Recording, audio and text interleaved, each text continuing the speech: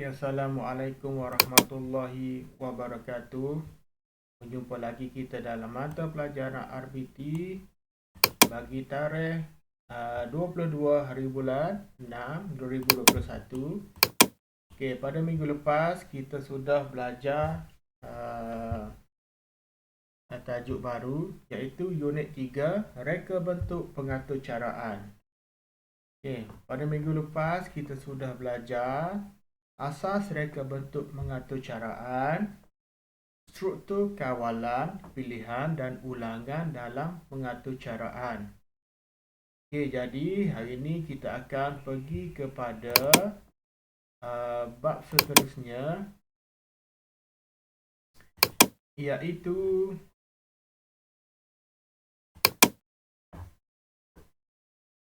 struktur kawalan, pilihan dan ulangan dalam algoritma.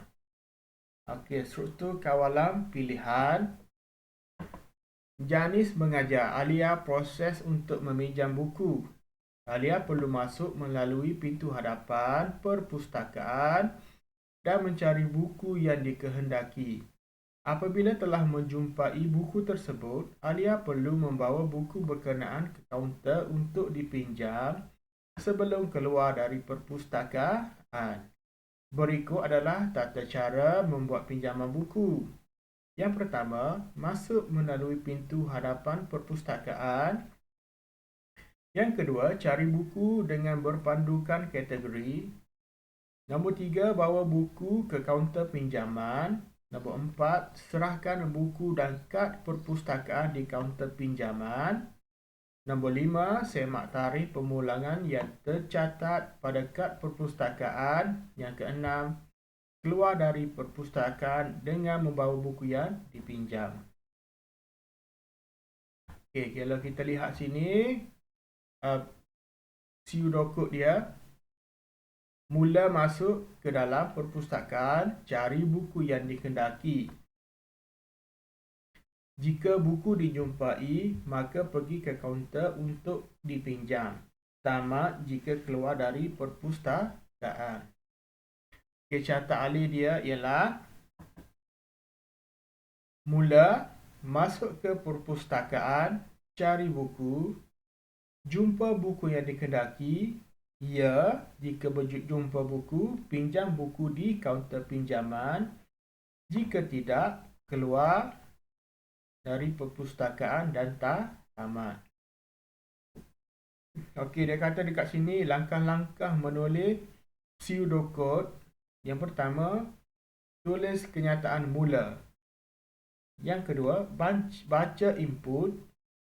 Yang ketiga, proses arahan input. Yang keempat, papan output. Yang kelima, tulis kenyataan tamat. Okey, kita pergi seterusnya.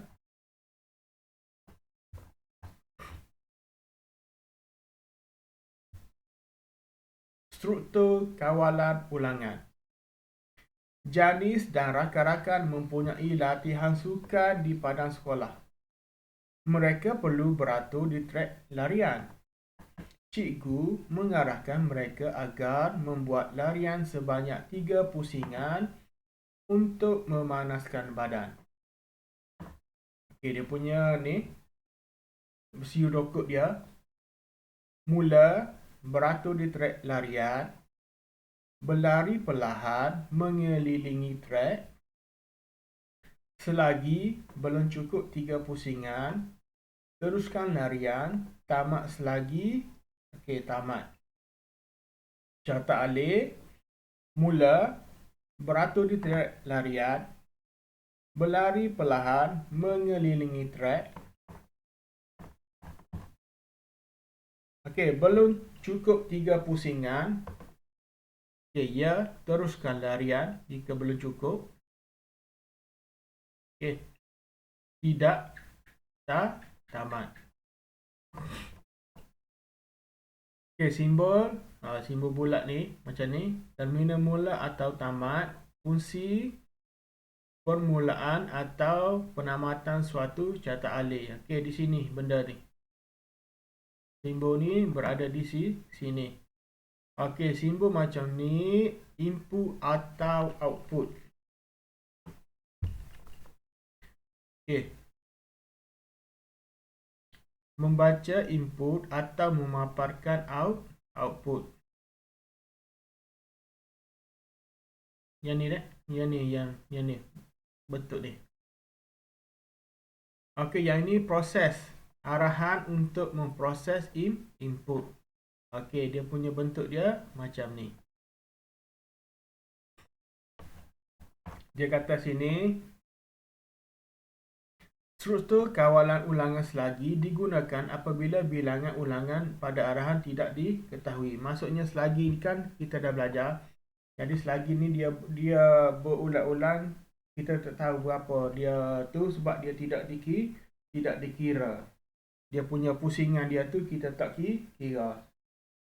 Okey, seterusnya perbezaan struktur kawalan jujukan, pilihan dan ulangan melalui algoritma. Perkataan jika if digunakan pada struktur kawalan pilihan untuk menunjukkan adanya pilihan lain. Perkataan selagi, will pada struktur kawalan ulangan pula digunakan untuk menunjukkan keadaan berulang-ulang sehingga arahan dipenuhi. Okey. Selagi ni kan dalam lampu isyarat. Okey. Jadi dia punya daripada hijau nak pergi ke kuning, nak pergi ke merah tu, dia akan berulang. Jadi lagi ni ulangan dia tu betul. Jadi dia tak pergi lakar daripada hijau, dia tak pergi ke merah, dia tak pergi ke daripada kuning pergi ke hijau. Jadi dia akan berturutan daripada hijau, kuning, merah. Jadi ulangan dia tu hijau, kuning, merah, hijau, kuning, merah. Begitulah ulangannya yang betul lah. Keadaan berulang sehingga arahan dipenuhi. Situasi 1, saya hendak membacuh air. Saya hendak membacuh air teh panas. Okey, pseudocode, struktur kawalan jujukan. Okey, mula masak air. Masukkan ucan teh ke dalam cawan. Tuangkan air panas ke dalam cawan. Masukkan sedikit gula. Kacau air tamat. Okey. Pseudocode struktur kawalan pilihan. Situasi 2. Saya hendak membacuh air coklat panas, hendak masukkan susu atau tidak. Okey, mula masak air, masukkan serbuk coklat ke dalam cawan. Tuangkan air panas ke dalam cawan. Jika mahu susu, maka tambahkan sedikit susu. Tamat jika kacau air. Tamat. Okey, situasi yang ketiga, pseudocode struktur kawalan ulangan. Okey, mula minum air. Dia kata panasnya hari ini saya hendak dahaga. Okey, selagi rasa dahaga. Minum air lagi. Tamat selagi tamat. Okey, selagi ni yang di sini ni maksudnya dia proses dia berulang. Rasa dahaga tu kita panggil selagi. Jadi selagi tu tamat bila rasa dahaga tu tamat lah. Okey. Bila rasa dahaga tak ada tu dia pun tamat. Jadi